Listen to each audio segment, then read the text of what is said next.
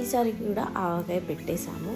ఇంకా చాలా టేస్ట్ అయింది. సో టిప్స్తో ఈసారి ఎలా పెట్టుకోవాలో మనం చూసుకున్నాము. సో ఫస్ట్ ఎల్లిపాయలు ఉంటాయి కదా, దాంట్లో కాస్త ఉప్పు నూనె వేసి బాగా కలిపి ఎండలో పెట్టేస్తే పొట్టు చాలా ఈజీగా వెళ్ళిపోతుంది. అలానే అల్లం కూడా బాగా కడిగి పొట్టు తీసుకోవాలి.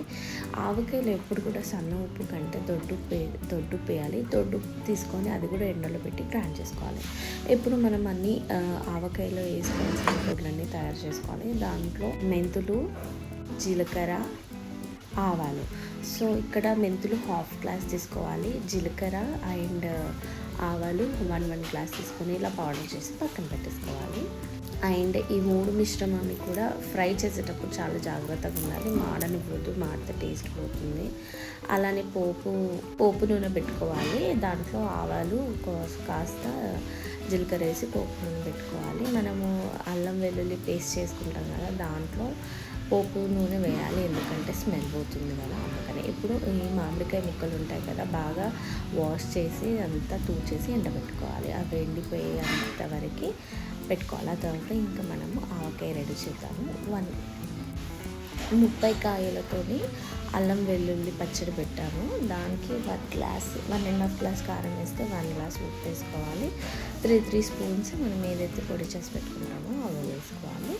ఆ తర్వాత దాంట్లోనే కాస్త ఎల్లిపాయలు వేసి ఫస్ట్ ముక్కలు వేయకుండా ఈ మిశ్రమాన్ని బాగా కలుపుకోవాలి. కలిపిన తర్వాత అప్పుడు ముక్కలని వేసి బాగా కలుపుకోవాలి. చాలా టేస్ట్ అయిందండి, మీరు కూడా ట్రై చేయండి. ఇది అల్లం వెల్లుల్లి ఆవకాయ అనమాట. సో మేము ఇంకొక 2 టైప్స్ ఆఫ్ ఆవకాయ కూడా చేసాము. అది కూడా ఈ వీడియోలో నేను మీకు చూపిస్తాను.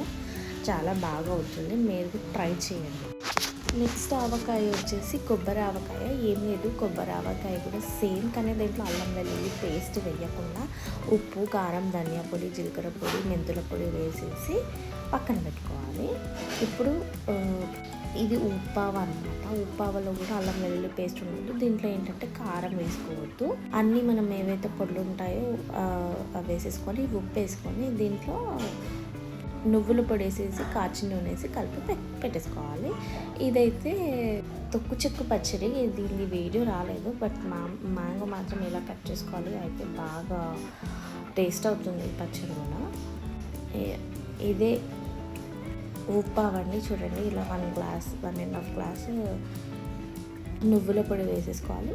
నేను చెప్పాను కదా కొబ్బరి పొడి అని, ఇలా మనం ఒక 1.5 గ్లాస్ కొబ్బరి పొడి వేసేసుకొని కలుపుకుంటే అదిరిపోతుంది కొబ్బరి ఆవ కూడా. మీరు ట్రై చేయండి. కొబ్బరి ఆవ ఎప్పుడు ట్రై చేయకపోతే చాలా బాగుంటుంది. కొబ్బరి ఆవ అన్నంలోకి కానీ, దోశలో, టిఫిన్లో కానీ బాగుంటుంది. Please subscribe, share my video.